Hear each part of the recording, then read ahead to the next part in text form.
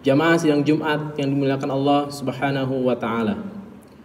Pada Jumat yang mulia ini, khatib ingin menyampaikan isi kandungan atau tafsir dari ayat atau surat yang sering kita baca, berulang kali kita baca setiap harinya, yaitu surah Al-Fatihah. Banyak di antara kita membaca Al-Fatihah tidak mengerti maknanya, tidak mengerti artinya, sehingga ini mengganggu kualitas dari sholat kita. Untuk itu, sebagai seorang muslim, wajib hukumnya, bahkan harus mengetahui serta meresapi isi kandungan dari surah Al-Fatihah agar sholat yang kita lakukan lebih bermakna. Adapun Al-Fatihah turun kepada Nabi Muhammad SAW sebelum beliau SAW hijrah ke Madinah. Termasuk surat yang sangat agung dan paling agung. Al-Fatihah disebut Fawatihus Suwar, pembukanya surat-surat. Seluruh surat dalam Al-Quran dibuka oleh Al-Fatihah. Dan ini adalah ijma yang sangat tepat, karena penyusunan Al-Quran dilakukan oleh para sahabat. Al-Quran yang turun kepada Nabi Muhammad SAW masih berceceran di mana-mana. Ada yang ditulis di pohon-pohon, di batu-batu. Namun pada zaman Utsman bin Affan mulai dibukukan Al-Quran. Makanya terkenal dengan Mushaf Utsmani. Dan keputusan para sahabat, ijma para sahabat, meletakkan Al-Fatihah di awal surat sebagai pembuka surat-surat adalah keputusan yang tepat. Karena isi kandungan dari Al-Fatihah mencakup seluruh isi Al-Quran.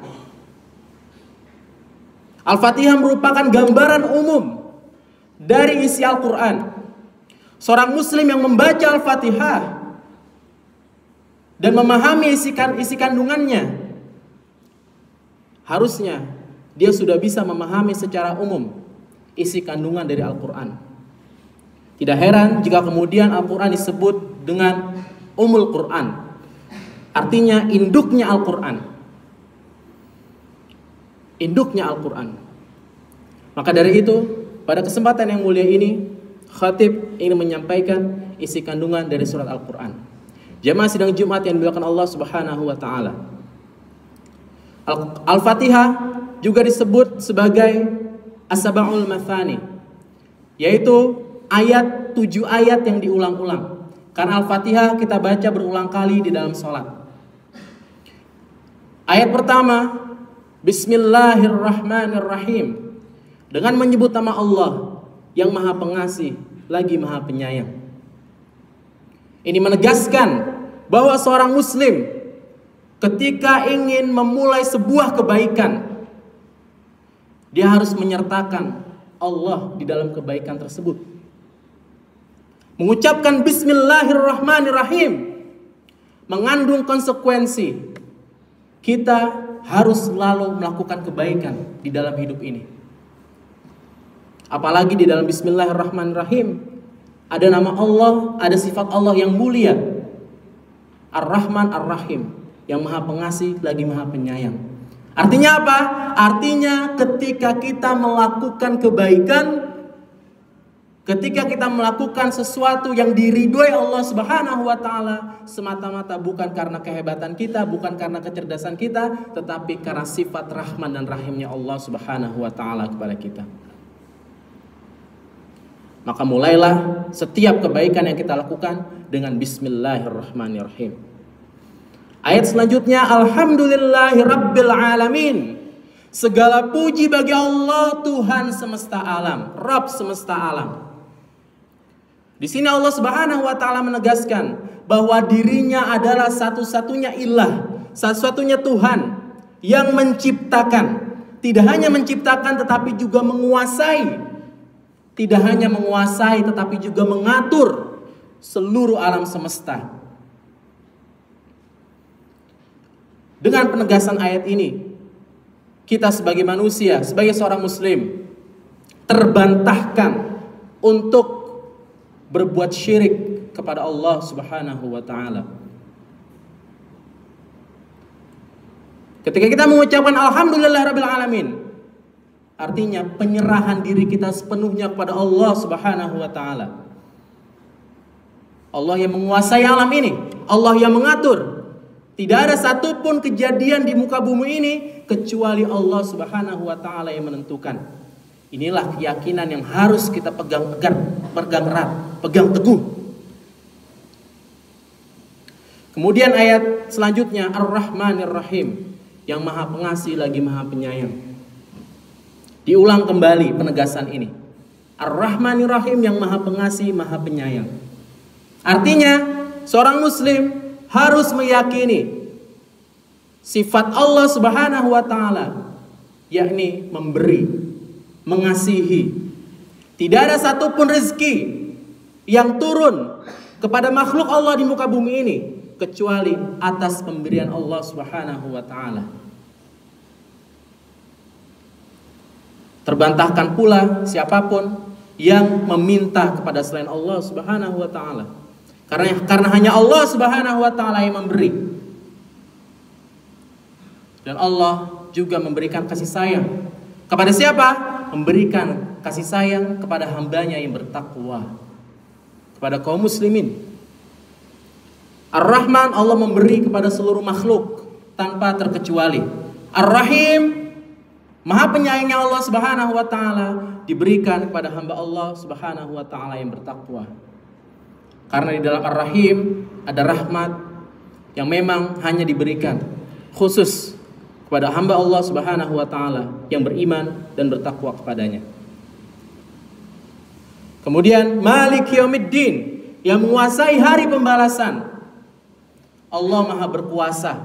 Tidak hanya berkuasa di alam semesta, tetapi nanti di hari pembalasan tidak ada satupun perlindungan, tidak ada satupun pertolongan pada saat itu kecuali perlindungan dan pertolongan dari Allah Subhanahu wa taala. Semuanya sibuk dengan masing-masing. Mungkin orang tua tidak kenal dengan anaknya. Anaknya tidak bisa membantu orang tuanya, suami tidak bisa membantu istrinya, istri tidak bisa membantu suaminya, dan seterusnya.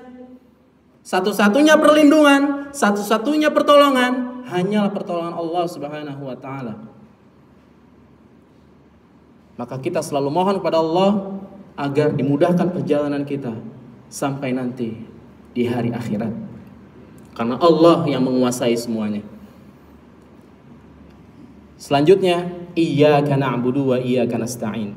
Setelah kita memuji Allah dengan kemahabesarannya, memuji Allah dengan Maha Pengasih dan Maha Penyayangnya, memuji Allah dengan kekuasaannya, pada iyyaka na'budu wa iyyaka nasta'in, disitulah kita berjanji kepada Allah Subhanahu wa taala. Disitulah kita kemudian mengikrarkan diri bahwasanya hanya kepada Allah kita menyembah dan hanya kepada Allah kita memohon pertolongan. Karena ucapan-ucapan di ayat sebelumnya, kita mengagungkan Allah dengan sifat-sifatnya, kita mengagungkan Allah dengan kekuasaannya, itu semua tidak berarti apa-apa kecuali dengan pembuktian apakah kita benar-benar hanya menyembah Allah Subhanahu wa taala dan hanya memohon pertolongan dan perlindungan kepada Allah Subhanahu wa taala. Tidak hanya sekedar kata-kata. Menyembah Allah, memohon perlindungan kepada Allah. Dua hal ini. Menyembah Allah, memohon perlindungan dan pertolongan kepada Allah Subhanahu wa taala. Begitu lengkap ayat ini menegaskan. Tidak hanya menyembah tapi mohon perlindungan dan pertolongan kepada Allah Subhanahu wa taala. Karena banyak orang yang menyembah Allah, dia mendirikan sholat, dia puasa, mengagungkan Allah Subhanahu wa taala, tapi ternyata dia minta rezeki kepada dukun. Ternyata dia mohon pertolongan kepada jimat. Ini adalah perilaku buruk, menyekutukan Allah Subhanahu wa taala. Maka ketika kita menyembah Allah, kita juga mohon pertolongan, perlindungan hanya kepada Allah, tidak kepada selainnya. Dan ingat, Allah tidak akan mengampuni dosa syirik. Jika seseorang meninggal dunia dalam kondisi berbuat syirik, Allah tidak akan mengampuninya. Dan Allah menegaskan itu dalam Al-Quran. Jamaah sidang Jumat yang dimuliakan Allah Subhanahu wa taala. Setelah kita mengikrarkan diri bahwa kita hanya menyembah Allah, kita hanya memohon pertolongan, perlindungan kepada Allah Subhanahu wa taala, di ayat selanjutnya kita berdoa kepada Allah. Kita memohon kepada Allah, ihdinas siratal mustaqim. Tunjukilah kami ke jalan yang lurus. Ini permohonan kita yang terbesar dalam hidup ini. Tidak ada permohonan terbesar kecuali permohonan ini. Kita mohon kepada Allah agar ditunjukkan ke jalan yang lurus. Jalan lurus yang dimaksud, para ulama menyebutkan adalah al-Islam. Seseorang yang beragama Islam, ditakdirkan Allah Subhanahu wa taala memeluk agama Islam, terlahir sebagai seorang muslim, atau orang yang mendapatkan hidayah masuk ke dalam Islam, itu adalah orang-orang yang Allah berikan jalan yang lurus. Tidak sampai di situ, tidak hanya cukup dia beragama Islam, dia juga harus mengaplikasikan nilai-nilai ajaran Islam di dalam kehidupannya. Mengikuti apa yang dicontohkan oleh Nabi Muhammad SAW dalam seluruh aspek kehidupan. Ibadah, bermuamalah, seluruhnya. Lihat bagaimana Rasulullah SAW menjelaskan dan mencontohkannya kepada kita. Inilah jalan yang lurus. Inilah jalan yang ditempuh orang-orang saleh. Inilah jalan yang ditempuh oleh orang-orang yang bertakwa. Semoga kita bisa menempuh jalan ini. Kemudian, siratal ladzina an'amta 'alaihim ghairil maghdubi 'alaihim waladdallin. Yaitu jalan orang-orang yang telah Engkau berikan nikmat kepada mereka. Yaitu jalan orang-orang yang telah Engkau berikan nikmat kepada mereka. Yaitu jalannya orang-orang soleh, jalannya para nabi dan rasul, jalannya para sahabat Nabi Muhammad SAW. Inilah jalan yang kita ikuti. Pelajari Al-Quran, pelajari hadis, pelajari bagaimana cara beribadah kepada Allah Subhanahu wa taala. Kemudian aplikasikan dalam kehidupan kita sehari-hari. Inilah jalan yang lurus, inilah jalan yang harus kita tempuh.